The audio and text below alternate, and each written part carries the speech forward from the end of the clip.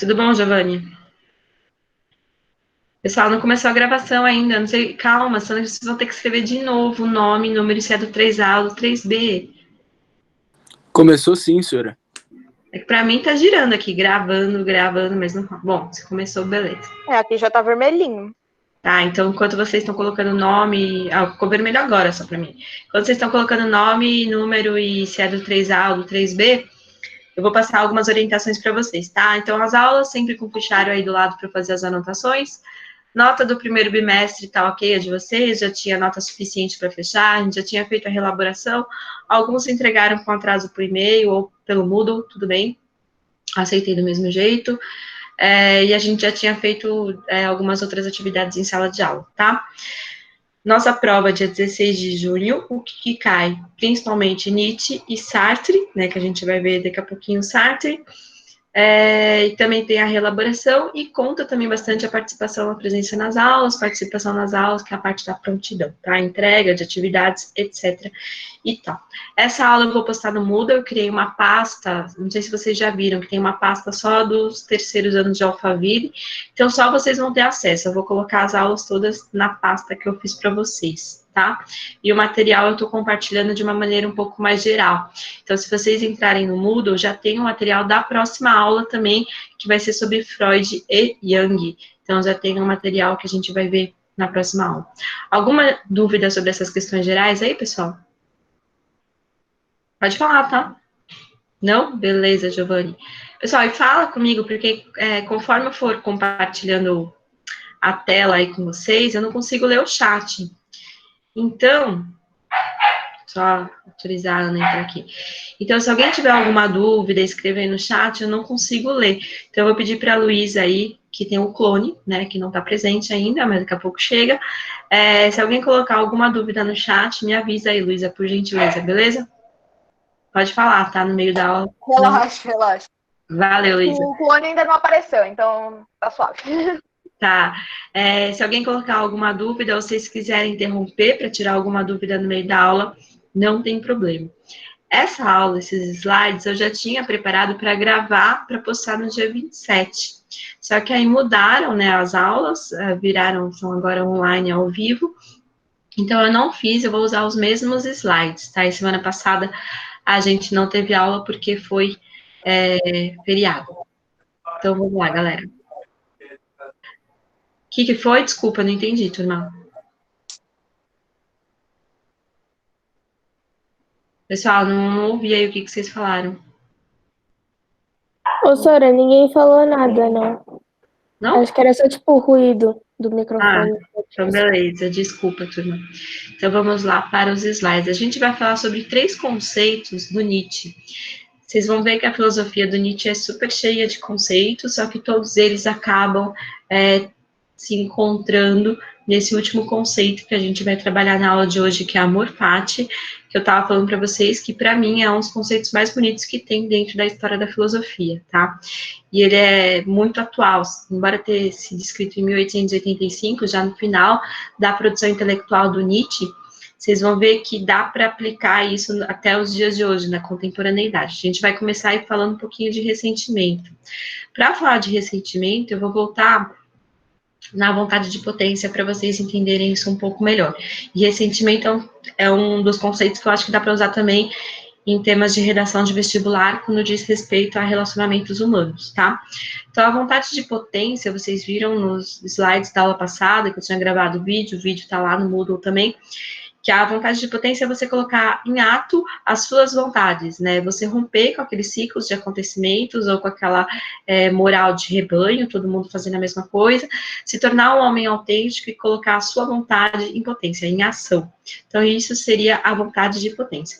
Só que alguns não conseguem, por fatores externos ou fatores internos, colocar essa vontade de potência em ato. E aí, tem a divisão aí entre aqueles que conseguem e não conseguem. Quem consegue, o Nietzsche ele vai chamar de senhor, tá? Quem não consegue, ele chama de escravo. Ou então, uma outra oposição é entre o nobre e o plebeu, tá? Então, tem o senhor escravo e o nobre plebeu. Remete à vontade de potência, porque é nela onde as forças de diferenciação e expansão organizam o corpo do homem. Ao nobre, aquele que consegue colocar a vontade de potência em ato, por sorte, cuidado, condições adequadas, é possível o livre fluxo de sua força. Já o escravo, aquela pessoa que não consegue colocar essa vontade de potência em ato, por azar, descuido ou condições desfavoráveis, a sua ação está vedada, quase completamente obstruída, e sua potência de diferenciação é debilitada. Ele continua sendo parte daquele rebanho, porque ele não se tornou um homem autêntico, não consegue fazer a sua vontade de potência ser atualizada, ser colocada para fora, ser colocada no mundo. O nobre, quando ele coloca a sua vontade de potência em ato, vai começar a confundir, então, entre ele e o mundo. É porque ele se sente confortável no mundo, como participante daquele mundo, porque ele tem uma certa ação no mundo. Já o escravo, aquele que não consegue colocar a sua vontade de potência em ato, ele cria uma certa dicotomia entre ele e o mundo, né? Tem um abismo. Eu não me sinto parte desse mundo, eu não faço nada que eu possa oferecer para esse mundo, ou o mundo não me aceita as coisas que eu tento fazer, né? Então, o nobre confunde a sua valoração com o mundo, porque o mundo mesmo parece estar em suas mãos, né? Ele se sente como parte daquilo. Ele demonstra um controle de si e de sua relação com o que lhe é exterior. Os dois, tanto o mundo como aquele que coloca em ato, movem-se em harmonia, uma dança onde os dois crescem em potência. Já o escravo, aquele que não colocou a vontade de potência em ato, de imediato cria uma separação entre ele e o mundo, negando o exterior em busca de afirmar-se com seus parcos recursos, tá? Então, ele cria ele não se sente confortável no mundo, o mundo não faz parte dele, ele não faz parte desse mundo. Então, ele cria já um distanciamento, né? O Nietzsche, ele analisa o ressentimento através de uma fisiopsicologia. O interessante da filosofia do Nietzsche é que ele vai mostrar como que o ressentido, ou seja, o fraco, aquele que não consegue colocar sua vontade em ato, fisicamente ele também se mostra como fraco, né? Então, é a psicologia interferindo no físico, e olha aí, o Freud começando a surgir, a psicanálise começando a surgir. E isso fica claro nas relações humanas. Aquela pessoa que é autêntica, que ela coloca a vontade de potência dela em ato, ela se mostra como uma pessoa mais forte. Já a pessoa que não consegue colocar aquela... Vocês estão ouvindo o Boris latir, né? Ô, Sora, Oi. o Giovanni Francês fez uma pergunta no chat. Ele perguntou o que que é. Ai, não consigo pronunciar isso, não. Fisiopsicologia, Gabi. Fisiopsicologia? Então, é quando a sua parte psicológica interfere no seu físico, né? Uma questão clara de fisiopsicologia fica entre os pacientes de câncer, por exemplo. As crianças, pelo fato de elas nem saberem a gravidade do problema que elas têm, o psicológico delas não fica alterado. Então, elas acabam se recuperando um pouco mais rápido. Claro, que também por questões de condições do próprio físico, do próprio corpo, né? Mas as pessoas mais adultas que entendem que o câncer é uma doença grave, psicologicamente ela já se sente uma fraca, uma derrotada, e isso interfere no físico dela. Deu para entender? Uma pessoa, no caso aqui que a gente está falando de Nietzsche, que ela consegue colocar a vontade de potência dela em ação, em ato, que ela se sente uma pessoa autêntica, uma pessoa forte, ela já se mostra publicamente, assim, o físico dela é mais forte, ela já chega querendo mandar, querendo mostrar, ela cresce fisicamente no sentido de postura mesmo, né? E a pessoa que tem, entendeu, né, Giovanni? E a pessoa que tem essa vontade de potência negada, ou que não consegue colocar em ação no mundo, ela já chega baixa, fraca, com o corpo curvado, né? Então, isso seria um físico-psicologia, beleza? Então, continuando lá com o slide. Então, Nietzsche analisa o ressentimento através da fisiopsicologia. De que forma o ressentimento nasce da impotência e contamina o organismo. Analisando o nobre e o plebeu, podemos ver como no primeiro, o nobre, né, a ação toma corpo e mesmo a reação é forte o bastante para encontrar caminhos novos e inesperados. Então, o nobre, ele dispõe de uma certa plasticidade, ele é uma pessoa proativa, né, se não der por esse caminho, eu faço por outro, isso significa plasticidade, você ser maleável, você tentar de diversas formas colocar aquela sua vontade de potência, porque você tem vontade, né, então, não deu certo aqui, vamos tentar por ali. Então, isso seria a pessoa que é um senhor de si mesmo e um nobre. Então, ele é capaz de agir de múltiplas maneiras e afirmar-se sempre com o máximo de potência e espontaneidade. Não há hesitação em pôr-se à prova, ele é uma pessoa autêntica. Já o escravo, aquele que não consegue colocar sua vontade de potência em ato, ele é acovardado pelos estímulos que vêm de fora, cegado pelo medo. O medo interfere muito na questão da fisiopsicologia, né? A pessoa que tá com medo de de apresentar um trabalho em grupo, né? Ela não se sente segura, você percebe isso na postura dela, por exemplo, né? Então, acovardado aí pelos estímulos que vêm de fora, ele é cegado pelo medo, não encontra saídas e fica paralisado. Consegue apenas esboçar reações mecânicas e reflexos prosaicos, toscos e infrutíferos. Não se sente digno de lutar. A pessoa já chega, né, com o próprio corpo ali de quem é ressentido, de quem é fraco, quem não vai conseguir. Então, o Nietzsche é um dos primeiros na história da filosofia que faz esse tipo de análise, e para o Freud, para a criação da psicanálise do Freud, isso vai ser fundamental enquanto leitor, né, de Nietzsche. O Freud é leitor de Nietzsche. Então, continuando aí os nossos slides. Nesse contexto todo aí, nessa separação do escravo, do senhor, do nobre e do plebeu, a cama está armada para o nascimento do ressentimento, né? Como o Nietzsche coloca lá pra gente em esse homo. O ressentimento a ninguém é mais prejudicial do que ao próprio ressentido, porque ele fica guardando aquela mágoa, se sentindo impotente, se sentindo um fraco. Então, em sua incapacidade de agir, o tipo escravo tende a se tornar cada vez mais doente e incapaz, cada vez mais extenuado e incapacitado. Em sua busca por afirmação, ele recorre a táticas desesperadas, a confundindo com alívio de energias represadas, tomando excêntricas atitudes que descarregam de uma vez por toda a sua força, mas que o torna, por fim, ainda mais frágil frente aos estímulos externos. Então, a pessoa ressentida, aquela que não consegue colocar vontade de potência, ela acaba respondendo ao mundo de uma forma violenta, né? Ou seja por violência física, seja por violência moral. É tipo, pera, eu não me sinto parte desse mundo, esse mundo não me aceita, não abre um espaço para a minha vontade de ser realizada, então eu vou ter que agir com violência. E agir com violência não torna a pessoa um homem autêntico, tá? Então, isso é bacana vocês perceberem a diferença. Agir com violência não torna a pessoa um homem autêntico. Então, o ressentido busca o alívio de sua dor, o seu desconforto, e a vontade de potência busca caminhos para afirmar-se, mas encontra apenas becos sem saída.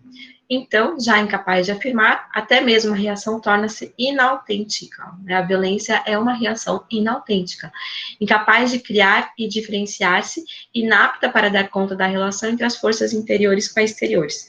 Chega o momento para o qual Nietzsche nos alertou. A dor se contamina de ressentimento. Mágoa, raiva, ira, ódio tomam a consciência. O fraco abre-se o assustador destino de ressentido, a incapacidade de esquecer aqueles que ofenderam, a raiva contida dissimulada daqueles que o superaram, e a dor persistente atrofiada, a sede de vingança. E vingança, para Nietzsche aí, e para nenhum outro filósofo, é justiça. Deu para entender até aqui, pessoal, o que significa o ressentimento?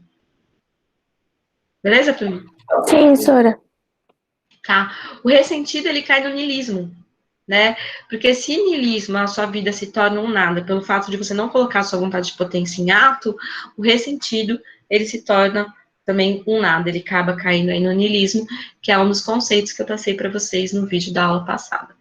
Então, continuando aí o nosso slide, já finalizando a questão, o conceito do ressentimento, eu coloquei para vocês uma foto de um muro onde tem uma frase que mostra, deixa claro isso, né? O medo de ser livre provoca orgulho em ser escravo, né? Então, aquela pessoa ressentida que tem medo, que fica ali fechada em si mesmo, ela acaba seguindo aquela moral de rebanho, seguindo os outros, não se torna uma pessoa autêntica, né? E ela sente orgulho de ser escravo. Ah, se tá todo mundo fazendo assim, é porque o assim é certo, então eu também vou fazer assim e não vou colocar a minha vontade de potência em ato, beleza? Turma, vocês estão aí acordados, beleza? Sim, Sora, tudo Beleza, certo. Sora. Então, penúltimo conceito do Nietzsche. Aqui, as coisas começam a ficar um pouco mais juntas, né? Ele começa a juntar os conceitos, né? Então, eu coloquei uma frase aí do Nietzsche para vocês, que ele diz o seguinte, que alguns milênios serão necessários para o mais potente dos pensamentos. O Nietzsche, ele não é compreendido em sua época, né? Ele é compreendido posteriormente aí a filosofia dele. Acho que ele foi um homem além do seu próprio tempo. Esse conceito de eterno retorno do Nietzsche é fantástico, tá? E ele vai retomar Ele vai, no Genealogia da Moral, que é uma obra do Nietzsche, ele vai fazer uma construção histórica da moral, né? Da onde que a moral humana surgiu, por que surgiu alguém dizendo aquilo é certo e aquilo é errado? Quem garante que o certo que sempre foi nos colocado é realmente certo? Então, ele quer buscar, nessa história da moral humana, um ponto de partida. Só que ele acaba entrando com dois conceitos que ele vai colocar em xeque aí, que é a questão da eternidade temporal e a eternidade atemporal. E ele percebe, dentro da história da filosofia, que quem mais faz sentido para a moral humana, para toda aquela construção filosófica que ele está fazendo, é Heráclito, um pré-socrático. Então, a gente vai ver aí como que isso vai funcionar. Então, Nietzsche ele repensou um conceito de eternidade que coloca o ser em detrimento do vir a ser. Como assim, né? A gente sempre coloca a nossa felicidade, as nossas buscas, a nossa tranquilidade em algo que está distante, que está num eterno além do nosso tempo, né? Que é sempre um eterno vir a ser. Então eu estudo agora para prestar vestibular, eu presto vestibular para fazer uma boa faculdade, está sempre distante aquela felicidade, aquele desejo que a gente tem, é sempre um vir a ser, mas agora não, né? Então, ele percebe isso aí, que essa questão acaba criando certos problemas para o homem moderno e para o homem contemporâneo também, tá? Então, toda a história do pensamento ocidental, desde Platão, que ele começa a crítica dele ali, está contaminada pelo pensamento transcendente. O que é transcendente? É algo que está sempre além de nós. E ele vai trabalhar com o conceito de imanente, que é algo que está em nós. Então, é preciso, então, retornar aos pré-socráticos, junto a Heráclito, e relembrar aí o rio que flui eternamente, sem nunca parar, e no qual nunca podemos entrar duas vezes. Então, só para relembrar a aula do primeiro ano lá, o Heráclito é um filósofo pré-socrático, é um filósofo da natureza, e para ele, nós nunca entramos duas vezes no mesmo rio, porque o rio já não é mais o mesmo, as águas passaram, as pedras rolaram, e nós também não somos mais os mesmos, né? A gente está em constante transformação aí, tá? Então, dentro desse contexto aí, ele vai fazer esse jogo de eternidade temporal versus eternidade atemporal. A eternidade temporal é aquela que a gente consegue conquistar aqui e agora no nosso tempo. A eternidade atemporal é aquela que a gente joga para além do mundo. Ela é extramundana ou extra-vida, extra-nossa vida, né?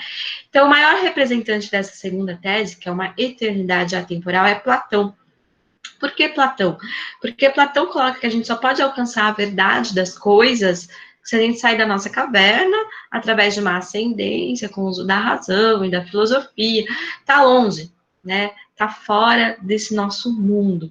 Então, ele vai fazer uma crítica de Platão, e aí depois ele passa pelo Aristóteles, porque também ele tem a ideia aí do primeiro motor imóvel, que move a tudo e a todos e move a si mesmo, também está extra-mundo, está extra nosso tempo, né? Aí depois o Plotino, porque ele nega a eternidade para a natureza sensível, então as coisas sensíveis não seriam eternas, elas estariam fora do mundo. A gente tem o Santo Agostinho, onde a gente só encontraria a felicidade na morte junto a Deus, né? A gente pode fazer a escolha nessa vida em viver de modo pelas coisas mundanas ou pelas coisas celestes, mas a verdadeira felicidade só se encontraria junto a Deus. Aí depois a gente tem Tomás de Aquino, que a eternidade também se encontra em Deus, pós-morte, na vida pós-morte. Então, toda a filosofia, até a modernidade, é carregada dessa eternidade que não está aqui, não está presente. Então, eu nunca posso ser feliz aqui, eu nunca vou encontrar a verdade aqui, eu nunca posso viver o aqui, né? Sempre transcendente. E o que o Nietzsche busca, já que vontade de potência é a afirmação da vida, já que a vontade de potência é colocar essa nossa vontade agora, aqui no presente, é uma eternidade que possa ser vivida aqui e agora, né? Então, Nietzsche, ele retorna ao Heráclito para pensar o mundo como um fogo eterno, que se consome e se recria constantemente, mas aqui, nesse mundo, tá?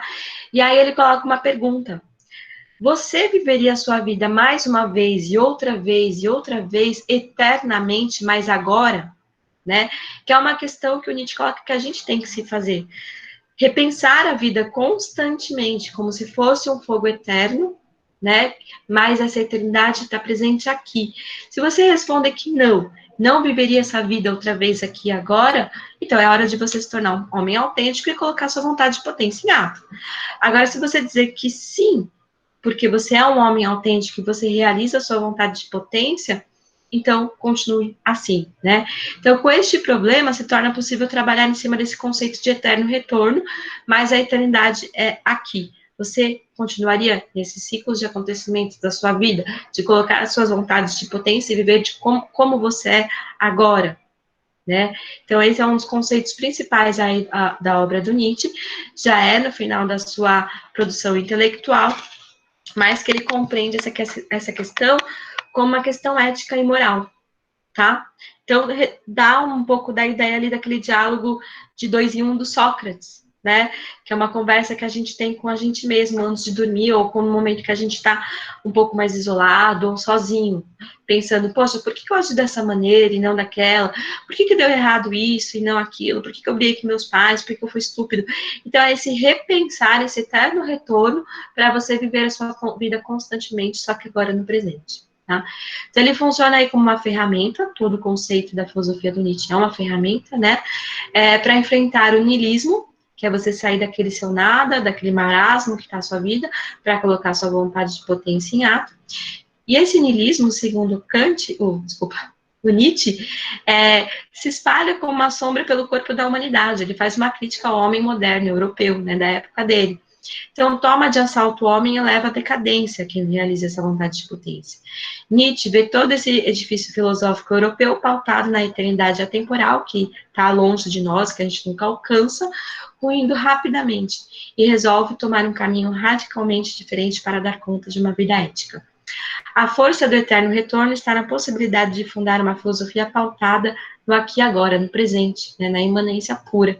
Eis a importância aí do eterno retorno do Nietzsche. Pessoal, deu para entender esse conceito aí do Nietzsche, que eu acho fantástico. A gente nunca faz uma pausa na nossa vida para viver o agora, né, o presente, sentir ou pensar naquilo que a gente está sentindo. Agora, a gente sempre está jogando todas as nossas ações, todos os nossos atos para um futuro que pode não vir a ser, ou que pode ser mudado também, se a gente for pensar nesse contexto do coronavírus, né? Se todas as nossas ações eram para o futuro e chega um vírus que muda totalmente o nosso futuro, então tá na hora da gente pensar um pouco também no nosso presente. Deu para entender, pessoal, esse conceito aí? Galera? Uhum. Mesmo? Agora você vai Sim. aparecer os slides no Google, isso aí, Luísa. No Moodle, né? Vou colocar os slides e a aula também, tá? Meu Deus. Ok, obrigada. Tá, mas vocês viram que... então, a matéria é doida, Rafa. Mas, tipo, putz, o Nietzsche, ele... É que vai ficar gravado, né? Mas o Nietzsche é foda, né? Assim, ele descreve muito bem o homem moderno e contemporâneo. Por isso que eu falei que ele tá além do tempo dele, né? Mas ele é incrível, assim. E é com ele que vai surgir as questões de relações humanas, os problemas da angústia que a gente tem de querer jogar sempre a nossa vida para o futuro que nunca chega. Então, o Nietzsche, ele resgata toda essa questão do homem moderno e ele consegue trabalhar isso de uma maneira fantástica, tá? Pessoal, o último conceito do Nietzsche, então, na filosofia do Nietzsche, que é o amor fati, que para mim é um dos conceitos mais bonitos que tem dentro da história da filosofia. Então, vamos lá? Amor fati de Nietzsche. Na Gaia Ciência, o Nietzsche escreve o seguinte, turma, só tirar minha paleta de cores aqui. Quero cada vez mais aprender a ver como belo aquilo que é necessário nas coisas, né? Amor fati, que significa, em latim, fati, aí significa destino, né? Então, amor fati, seja este doravante o meu amor. Não quero fazer guerra ao que é feio. Não quero acusar, não quero nem mesmo acusar os acusadores. Que minha única negação seja desviar o olhar. E tudo somado em suma, quero ser algum dia apenas alguém que diz sim. Então, o amor fati para o Nietzsche é uma pessoa que diz sim para a vida, que diz sim para o mundo. Aqui e agora, presente. E não um mundo extraterreno, uma terra que é prometida, né? A crítica à religião que ele faz. Então, é dizer sim ao presente, tá? Ao destino que lhe é dado, às ações que você faz e a sua vontade de potência que você coloca em ato. Então, as implicações do eterno retorno, que foi o último conceito que a gente acabou de ver, né? Será que a nossa vida você viveria a sua vida dessa maneira novamente, levam inevitavelmente a outro conceito importante de Nietzsche aí, que é o amor fati, que significa amor ao destino. Este conceito é o possível resultado do desafio imposto pelo eterno retorno do mesmo. O amor fati representa a plena aceitação da imanência de quem você é, do aqui e agora, e de um mundo onde Deus está morto. A crítica principal de Nietzsche é essa questão da religiosidade, de promessas de um mundo extraterreno, onde você será feliz, onde você encontrará uma vida eterna, e onde você será, enfim, um iluminado. Não, para o Nietzsche, você pode ser tudo isso agora, porque é o agora que a gente tem. A gente não tem o futuro ainda, né? Então, se a gente só tem o agora, ame o agora do jeito que ele é. Então, nesse mundo aí, quem sobrevive à falta de sentido? Quem sobrevive ao niilismo, ao ser um nada, né? Não colocar a sua vontade de potência em prática? Apenas sobrevive aquele que aprende a dizer sim, quero agora e quero viver aqui. Aquele que torna leve o mais pesado dos pesos e aprende a impor os novos valores, amando a existência em sua plenitude. Nietzsche ensina que um sim justifica toda a existência, trazendo novos sentidos para este mundo e navegando através do niilismo, deixando para trás qualquer transcendência, qualquer coisa que diga respeito a uma terra prometida, a uma felicidade numa universidade que nem chegou agora, né? Ou então numa profissão bem remunerada que ainda você não tem. Se você colocar toda a sua vida, toda a sua perspectiva nisso, você não vive o agora. Então, dizer sim para o agora e para o presente seria o ideal aí para o Nietzsche. Já estou finalizando aí. Então, o pensamento seletivo que você faz quando você se questiona, será que eu viveria essa vida novamente, novamente, novamente? A partir daí, seleciona as coisas boas que aconteceram e as coisas ruins que você tem que melhorar, filtra as forças, as suas forças, né? E separa-as entre as ativas e reativas. Aquelas ativas são colocadas em vontade de potência, e a reativa é aquela que faz você não colocar a sua vontade de potência em prática. No fundo, não passa de um instrumento ético, por onde passa somente o que é afirmativo. Basta lembrar da pergunta: quero tudo mais uma vez, incontáveis vezes? Nossa vida, tal como a temos vivido até agora, é resultado de uma afirmação ou do medo e da fraqueza? O amor fati é o resultado desta seleção das forças ativas, daquilo que faz você colocar sua vontade de potência em ato. Estamos de posse das consequências do eterno retorno para poder afirmar tudo o que é. Amamos devidamente este mundo para interiorizar o amor fati. É impossível afirmar o eterno retorno sem amar a vida, a esta vida mesmo, como se nos apresenta. A prova do eterno retorno é a mais pesada, a mais difícil, a mais desesperadora, mas como prêmio nos torna leves. Se não existe nada além dessa existência aqui e agora, há de se concluir que apenas ela merece nosso amor. Aprender a amar o nosso destino, encontrar beleza no necessário, esta é a grande lição do Nietzsche, já no fim da sua produção intelectual. Este talvez seja o seu último grande ensinamento, aquele que o filósofo levou mais anos para interiorizar, dizer sim à vida, porque só ela existe e somente ela carrega valor em si mesma. Afirmar a realidade e viver em sintonia consigo mesmo, contribuir assim para que tudo se torne mais belo, mais forte e mais potente. O amor fati, para finalizar aí, implica aceitar o que nos foi dado e tirado. Todos os acontecimentos se inserem numa ordem causal da natureza. A gente não tem aqui aquela questão do destino ligado aos deuses ou a um deus, assim como cada um de nós. Portanto, só podemos concluir que nada poderia ter acontecido de outra forma, nada poderia ter sido diferente, e de nada adianta nos lamentarmos. O que foi, foi, né? É preciso afirmar até mesmo o erro, afinal de contas, ele não é um erro. Ele era absolutamente necessário naquele momento e só pode ser interpretado como erro se tomarmos formas superiores e transcendentes para nos guiar. E eu coloquei aqui no finalzinho dos slides, que já estão lá no Moodle, 3 vídeos, né, do School of Life, que vocês sabem que eu sou fã, para vocês poderem assistir. São 3 vídeos sobre esses 3 conceitos aí do Nietzsche, tá? Tem também do Super-Homem, para vocês assistirem com calma. Pessoal, deu para entender o que é o amor fati? Não é fantástico? Turma, Professora, pode falar, Gabi. então, pensando no amor fati, Nessa questão de falar sim à vida, falar sim ao presente, também não poderia entrar aquela coisa de você falar sim para alguma coisa que seja ruim? Então, mas aí, Nietzsche, quando você disse sim para alguma coisa, mas foi por sua vontade de potência, para o Nietzsche, isso não é ruim. Foi uma escolha que você fez naquele momento. Então, ele também tira aquela ideia de erro como pecado ou como um peso. Foi a escolha que você quis naquele momento. E aí serve, pelo menos, para você aprender alguma coisa sobre aquele seu erro, entendeu? E fazer escolhas diferentes. É passar naquele filtro. Você diria assim de novo? Se você viu que você caiu em erro, você aprendeu. Então, você pode viver essa vida novamente, só que sem cair no mesmo erro. Entendeu? Então, por isso que no final tem lá que não é um erro. Naquele momento, se você disse sim e era sua vontade de potência, você tem que assumir essa responsabilidade e pelo menos aprender com ela.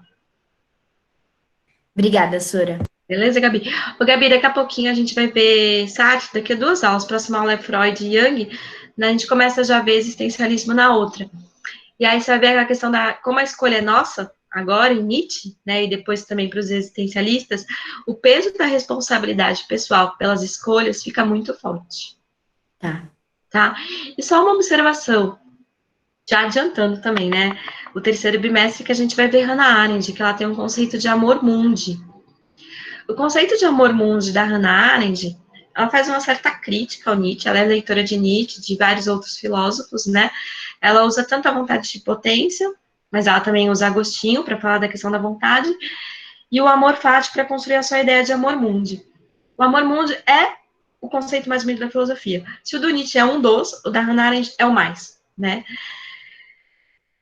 A ideia dela é o seguinte, que o amor fati do Nietzsche, ele é um pouco egoísta, né? Porque é um amor à minha vida, ao meu sim.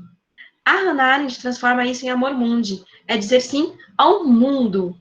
É aceitar o outro simplesmente pelo fato dele ser um ser humano.